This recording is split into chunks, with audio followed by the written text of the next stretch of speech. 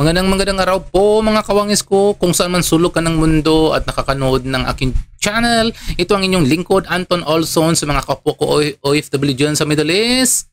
Yung Kin Sayed sa mga nakasubscribe na sa akin. Shukran Kater sa mga hindi pa nakasubscribe dyan sa aking channel at sa aking videos. Please paki-subscribe naman ako. Ngayon, tatalakay natin ngayon ang litanya ni Trillanes kung bakit gigil na gigil siya kay Leni Robredo kasi ayaw ni Trillanes na yung mga kakamping ay nakikipag-alyansa sa mga Duterte. Ito, panorin po natin ang kanyang litanya. Alam niyo yung Rosa, Robredo, Sara na coalition na to the point na nung isang rally namin sa Pangasinan, hindi nila pinaakyat si then VP candidate Kiko Pangilinan sa entablado kasi nga dun sa Robredo-Sara alliance. So meron ng ganon ever since. So yun naman ang konteksto nun. At nailabas yan dun sa conversation in light of the making the Dutertes accountable. Kaya nga sinasabi ko sa 2028, I'm not inclined to support Leni because magkaalyado at magkaibigan sila ni Sara Duterte. Yun po yan. Pagbisita dun sa Naga, ano yun maagang na-set yun. Hindi naman yun yung 30 minutes na short notice. Kumaga, ginagawa tayong parang bata. Alam natin yon. Tapos talagang hinos niya. And ako bilang insider doon sa mga pink, talagang alam namin na may mga ganon sila nagalaw. Yun na nga, biruin nyo si Kiko Pangilinan was prevented from going up to the stage sa Pangasinan. Kami, na-dismaya kami noon, ba't may mga ganitong laro? Yung pala, para ma-accommodate nga yung Rosa na grupo kasi they were hoping sa Mindanao magro-Robredo Sara yung mga tao, yun yung binibenta sa kanila. So ganun po yan. Nagma-micromanage yan si Leni sa kampanya noon. She will just feign ignorance para may deniability. Kaya kung nga sinight yung ginawa dun sa mga leftists noon na ang name drop, ako ang may ayaw. Pero hiningi niya yun. Sinabi niya yun sa akin na ako yung gagamitin niya. So kumbaga meron siyang ganong mga taktika para makuha niya yung mga kumbaga best of so many words kumbaga. Pero alam niya yun. Siya yun meron lang kasi ang karamihan sa inyo, meron kayong image of Leni Robredo as somewhat parang pristine na pagkatao na naive sa politika. No, alam niya yung mga taktika na ganyan. That, by the way, that doesn't make her a bad person. Ang sinasabi ko lang, meron siyang mga ganong laro. Alam niya yung mga ganyang laro ng politika. Tapos, pero si Sara, ang pinag-uusapan ho natin, ay iba ang kanilang samahan at dun sa tatay. Yun po yan. And may mga sinight po ako ng mga incidents para nga to prove my case. At alam ko po yan, sinabi sa akin yan yung hindi pagbigay kay Duterte sa ICC because yun daw magiging policy nila. Yun, politics. I-google nyo, may mga articles about that.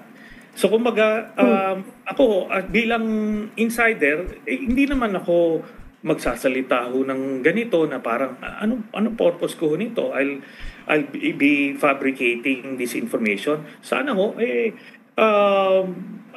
kumbaga bigyan naman ako ng konting credit na wala akong ganong history. Pinipilit nila yun nga, yung Rosa na yon noong 2022. They allowed it to happen at the expense of Kiko Pangilinan.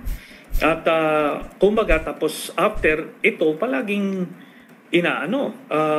sinasabihan ako kung pwedeng ma-delay yung sa issuance ng warrant ni Digong na sabi ko nga in the first place I don't have the capacity to do that, but still they're saying it just the same at makakaapekto raw sa kanila. Hindi ko maintindihan But it is what it is. Alam ko na magkaibigan sila, kaya hindi nila hinahabol, hindi nila Leni Robredo is not saying anything even about the impeachment of Sara Duterte, na lahat na yata ng political personalities may opinion about this, pero siya na symbolic leader ng mga pink wala ka maririnig. Yun. At syempre, kailangan natin yung hindi kaibigan yung mga Dutertes. At kung ina-arbor pa lang nila, before pa lang na nakapwesto, lalo na siguro pag nakapwesto na. Yun po yun. Walang ano ho dito. Hindi ko siya unang-una, hindi ko siya tinitira. Tinatanong lang po ako in the course of the conversation, lumalabas siya. At ito po, dito sa pag-guest ko po sa inyo, I didn't volunteer to talk about this. Ako gagamitin para hindi masama si Nery Colmenar sa slate. Hindi ko na rin tinatanong yung mga ganon. You're just being a good soldier. But iniisip ko, kung mananalo siya, doon ko na lang siya i-persuade na kailangan isurrender itong si kasi talagang compromise yung ating hudikatura, hindi talaga mapapanagot ito. Pero ito na nga yung tuloy-tuloy na hanggang ngayon regarding the Dutertes ano yan, delikadong laro yan. At maliwanag yung sinabi sa akin, hindi nila i-turn over si Duterte. Ngayon, kung yung mga earlier statements, baka naayos na yon or baka naintindihan nila yon kasi ngayon magkaibigan talaga sila. And sabi ko nga sa inyo, try i-google nyo lang. Merong mga articles about their friendship, long-standing friendship. Yun lang po yun. Ayun, narinig nyo ng mga kawangis ko, malinaw pa sa sabaw.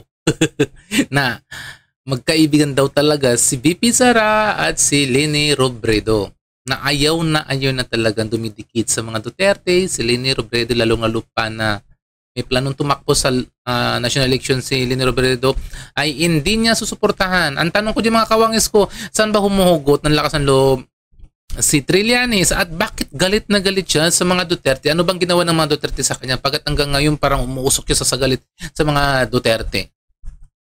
Yung ulupong na ito talaga, simula pa to naging senador to, kahol ng kahol, di ba? Kahol to ng kahol sa mga Duterte. Hindi naman siya inaano ng mga Duterte.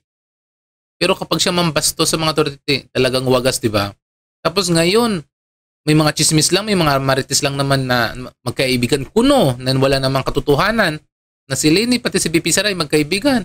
Ito, umuusok na naman sa galit si Trillanes. Hindi mo maintindihan kung ano ba talaga ang pinaglalaban. Pinaglalaban niya talaga ni Trilling na to .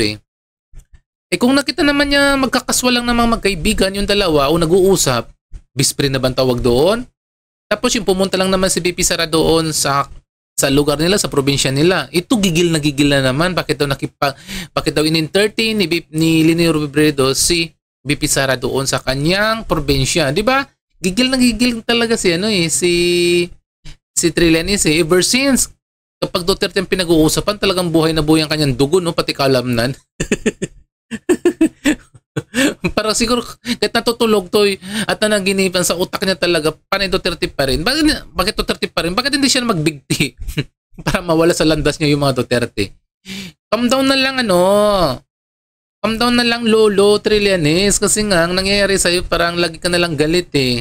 Hindi ka baka hindi ka makabalik sa sa Senado kung ganyan lagi yung mo, taktika mo sa panggugulo sa mga Duterte. Tandaan mo daming mga Duterte supporters. Baka hindi ka makabalik. Kahit nga sa pagka-mayor diyan sa Caloocan, hirapin ka hindi ka ngayon nananalo . 'Di ba?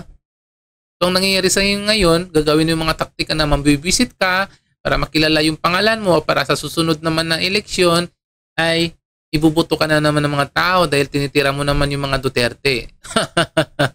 Hindi na siguro. Kasi nga mangaw-ngaw ka masyado.